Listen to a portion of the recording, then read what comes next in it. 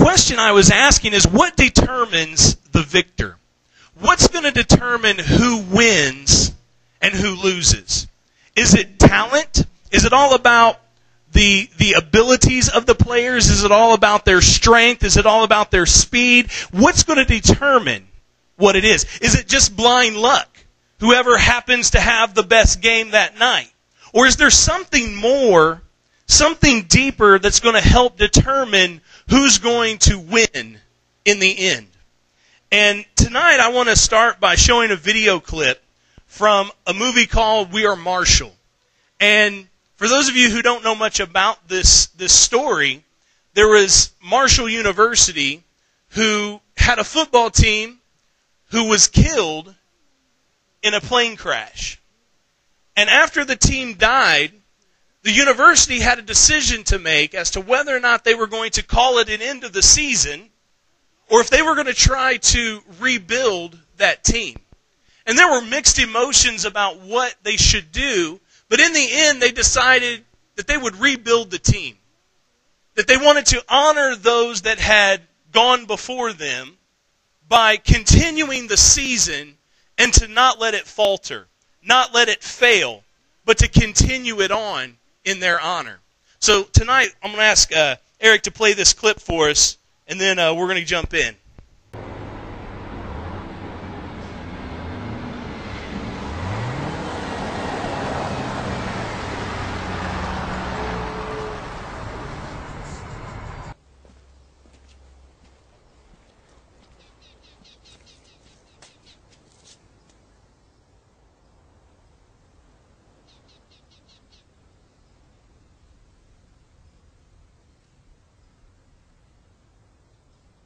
For those of you who may not know, this is the final resting place for 6 members of the 1970 Thundering Herd. The plane crash that took their lives was so severe, so absolute, that their bodies were unable to be identified. So they were buried here, together. 6 players, 6 teammates, 6 sons of Marshall. This is our past, gentlemen.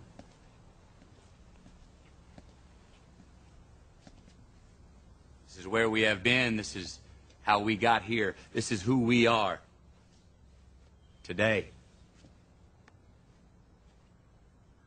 I want to talk about our opponent this afternoon. They're bigger, faster, stronger, more experienced, and on paper, they're just better. And they know it, too. But I want to tell you something that they don't know. They don't know your heart. I do. I've seen it. You have shown it to me. You have shown this coaching staff, your teammates. You have shown yourselves just exactly who you are in here. When you take that field today, you've got to lay that heart on the line, man. From the soles of your feet, with every ounce of blood you've got in your body, lay it on the line until the final whistle blows. And if you do that,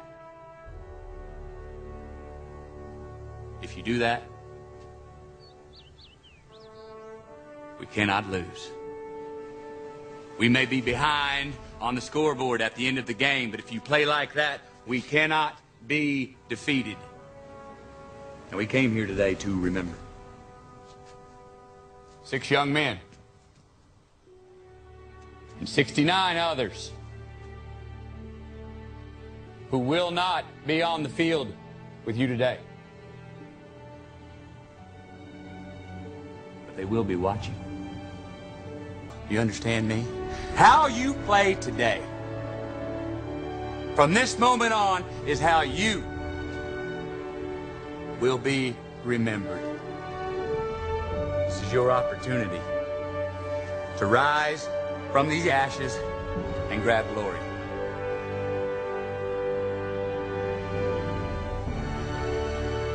We are. Marshall! We are. Marshall! We are.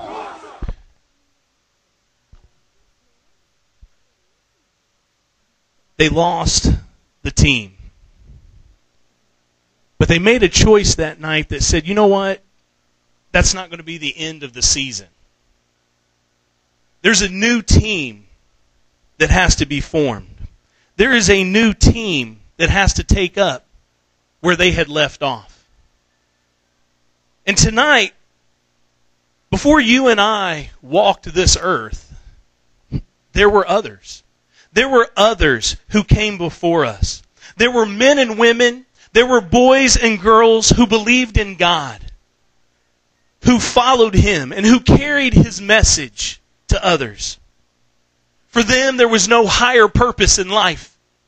For them, there was no other reason for them to be alive. They shaped their life around that purpose. They lived and they died for that purpose. And they were regular people, just like you and I.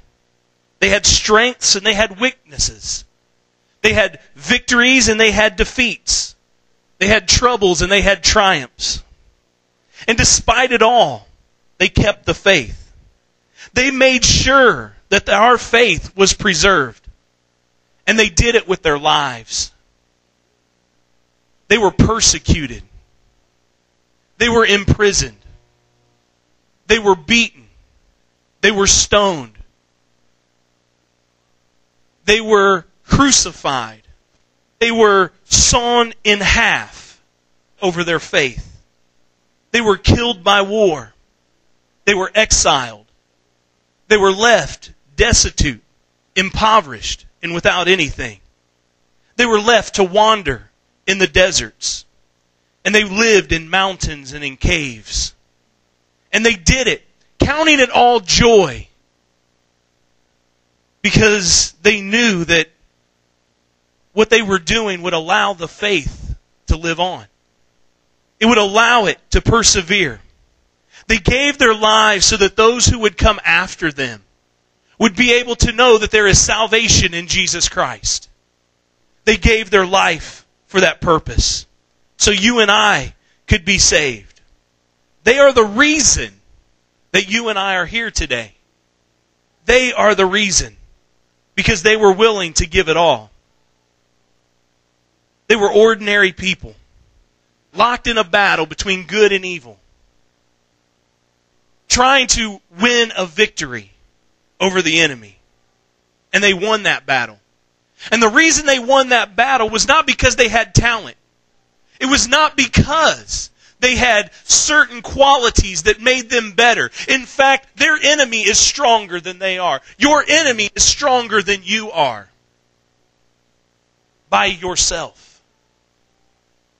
But with Christ, greater is He that's in you than he that's in the world. And you can overcome the enemy if you will simply have heart.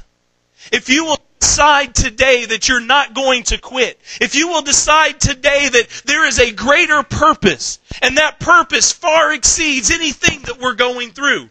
And that it far exceeds any circumstance that we're living in. That it far exceeds any problems that we may face. That it exceeds any other issue in our life. And because of that, we will not quit, because we have it here. We have heart. The reason these men and women were able to triumph is because they had heart. And you could see it in the way that they lived. You could see it in the way that they conducted themselves every day of their life, putting Christ even before their own life. They had heart. It showed in the way that they loved one another. It showed in the way that they witnessed to those who needed Christ. It showed in the way that they prayed. It showed in the way that they studied the scriptures and the letters that had been sent to them. It showed because they were not willing to quit. And they finished their race. They kept the faith because they had heart. But they are no longer here. They no longer walk among us. But they're watching. And they're waiting to see if we're going to pick up the ball. They're waiting to see if we're going to be the ones who will take up the purpose and the mission and carry it forward. They're waiting. They're cheering. And like Marshall, we've got a decision to make. Are we going to allow those that have died to be the end of the season? Are we going to allow them to be the last ones to carry the ball? The last ones to represent Christ? Or are we going to allow God to form a new team with people who are simply willing to give their very all to accomplish what Christ has set before them? God is looking to build that team. Are we going to throw in the towel? Are we going to decide that we can't do it because they were somehow better than us or somehow had something that we don't have? Are we going to convince ourselves that maybe we're just not up for the challenge? Are we going to allow God to form that new team? And are we going to make up in our minds that we're going to carry on the legacy of those that have come before us? Christ is calling us to a greater purpose. Hebrews chapter 12, beginning in verse 1. It says, "Wherefore, seeing we also are compassed about with so great a cloud of witnesses." Cloud of witnesses. He's talking about those who have come before you. They were witnesses for Christ. And now they're witnessing our life. They're witnessing what we're doing. They're witnessing. They have been the example and showed us that God is no respecter of persons. Well, I can't talk very well. Well, neither could Moses. Well, I'm not very influential. Well, neither was Gideon. But yet they did something great for God. We are compassed about with so great a cloud of witnesses. So let us lay aside every weight and the sin which does so easily beset us. And let us run with patience the race that is set before us, looking unto Jesus, the author and finisher of our faith, who for the joy that was set before him endured the cross, despising the shame, and is set down at the right hand of the throne of God. For consider him that endured such contradiction of sinners against himself, lest ye be wearied and faint in your minds. Ye have not resisted unto blood, striving against sin. Now is our time. Now is your time. It's our time. God is forming a new team of faithful followers. He is forming a team that is going to carry the gospel, who are going to preserve the faith. But to do that, we're going to have heart. We're going to have it in here. See, the reason they were able to succeed is because it was in here. They really believed what Jesus taught. It was in here. They really believed the gospel. They really believed that he had the ability to heal. They really believed in the power of the Holy Spirit. They really believed that he had called them to a greater purpose. We've got to have heart. The days of theoretical Christianity are over. The days of talking about how we ought to be living are over. If we are going to be what God has called us to be, then we're going to have to stop talking about it. We're going to have to start doing it.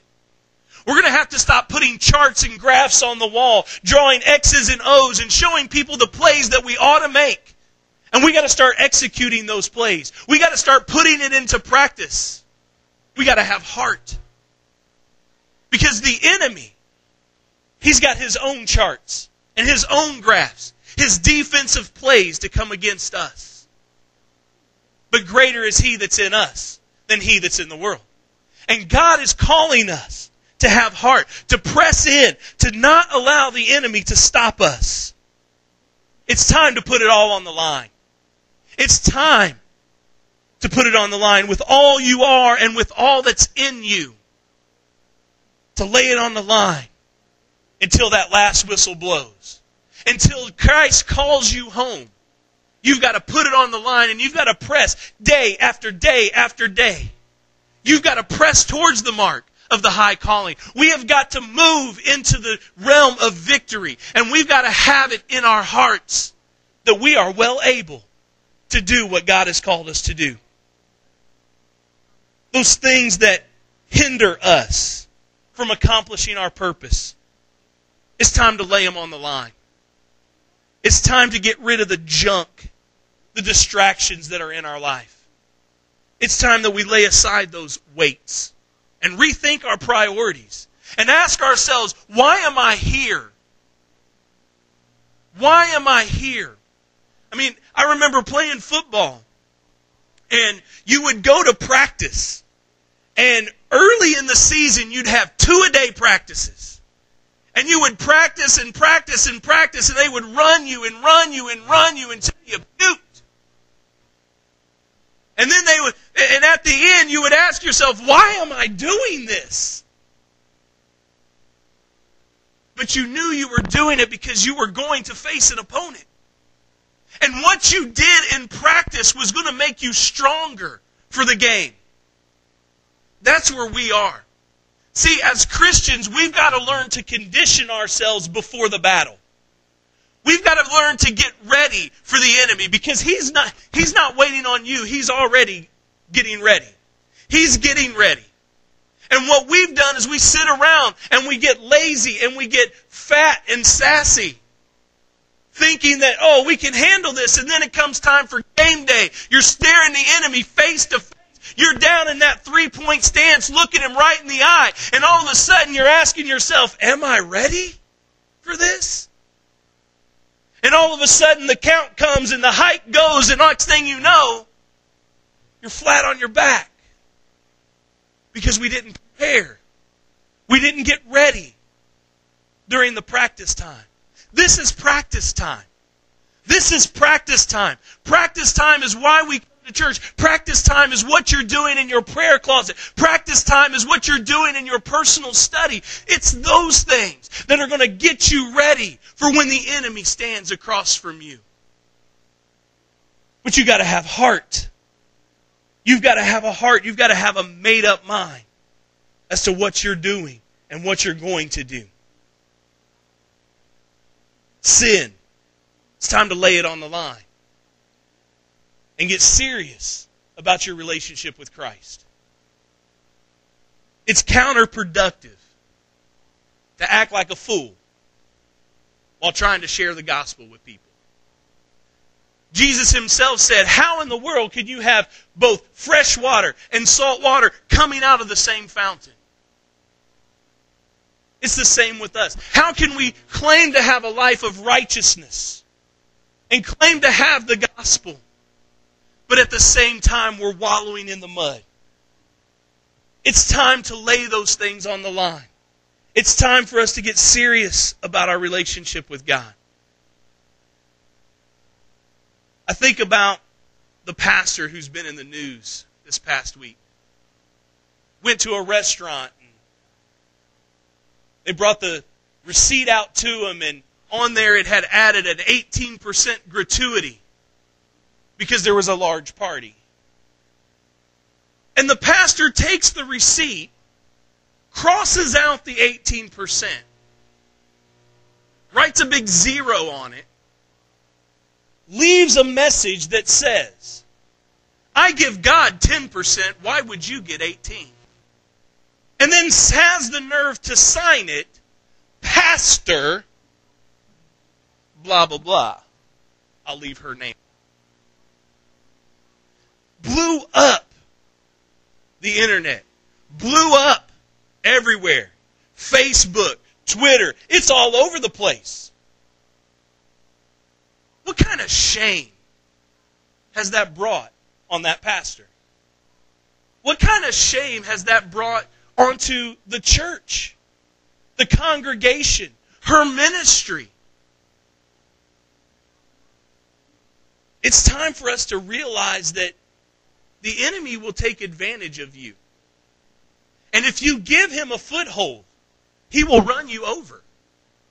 He will run you over. What you do doesn't just affect you. It affects the kingdom of God. We have got to get serious about what we're doing. There are people dying and going to hell all around us. And we have been taxed with the purpose of sharing the gospel and telling them about the love of Jesus Christ. But we're not going to be able to do that if we don't lay it on the line. If we don't lay down the weights and the sins.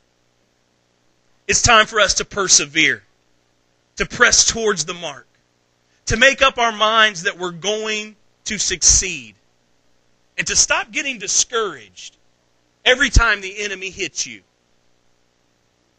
Again, going back to my football days, there was this one individual who was on our team. This was in junior high. This was the first year that I had really played football for a school. And he wanted to be part of the team. And at that point, anybody got on the team because it was junior high. But he wanted to be on the team, and he loved putting on the uniform. He loved putting on the helmet, putting on the jersey.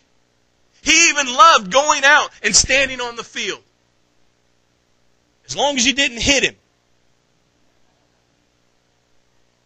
He was the guy who was on the kickoff team, the receiving team, and he would usually just kind of stand over on the side, praying nobody would kick the ball to him. Unfortunately, when you look like that, the people on the other team know exactly who to kick it to. Because they know you're not ready and they know you're intimidated. And every single time, sure enough, they would kick the ball to him. And he would catch the ball and fall on the ground and they would pile on him. And the moment they did that, he was ready to quit. I don't like football anymore. I don't like getting hit. I don't like this. I don't want to play no more. I don't want to do this and I don't want to do that. And the coaches would have to come and say, well, come on now, you can do this, and have to pep talk him. Why is it that pastors have to pep talk everybody to keep them in the game? We've got to make up our mind that we're going to persevere. We got to make up our mind. We got to have some heart when it comes to playing the game. We got to have some heart. We got to make up in our mind that says, you know what, it doesn't matter how many times I get knocked down, I'm going to get back up. It doesn't matter how many times he runs me over, I'm going to come back at him. I'm not going to quit. I'm not going to come out of the game, but I'm going to keep on going. We got to press on in the face of the trials. And we got to refuse to allow the enemy to overrun us. We got to never quit. And if you'll have that kind of heart, the kind of heart that says, I realize that there is something greater than myself. If you will have that kind of heart, you cannot lose. You cannot lose. Because I've read the book, and I know the end. And you win if you don't quit. If you don't quit. Yes, at the end of the game, you may have more failures than you have successes. Lucky for us, God doesn't measure that on a scale to decide whether or not you get to go to heaven. God instead just asks one question: do you know my son? That's the only thing you need to know. So yes, the scoreboard, so to speak, may show that you're behind in the end. If you refuse to quit, you win. You cannot be defeated if you refuse to give up. If you just keep going. If you stay in the game. If you continue to press with all your might.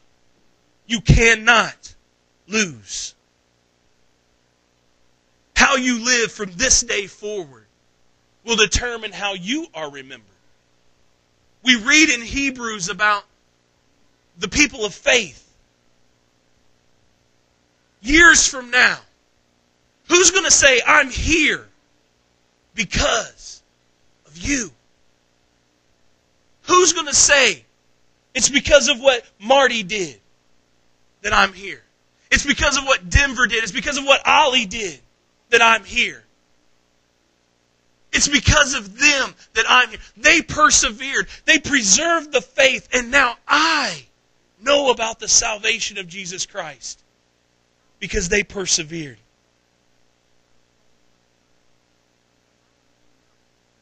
We have to ask ourselves, are we going to have heart? Are we going to have the heart that it takes to do what God's called us to do? He's looking for people to put on His team. People who will do their part.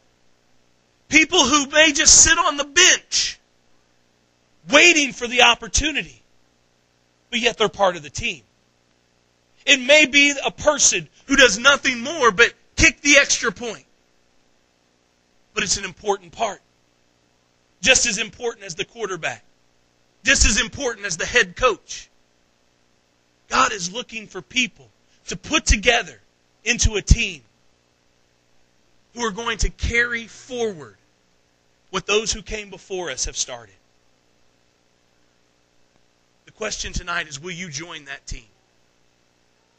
Will you make up your mind and say, from this point forward, I'm laying it on the line. I'm leaving nothing in reserve. I'm holding nothing back. But I'm going to give it all. I'm giving it all. Because I know that no matter what I go through, no matter what pounding I take, victory stands before me.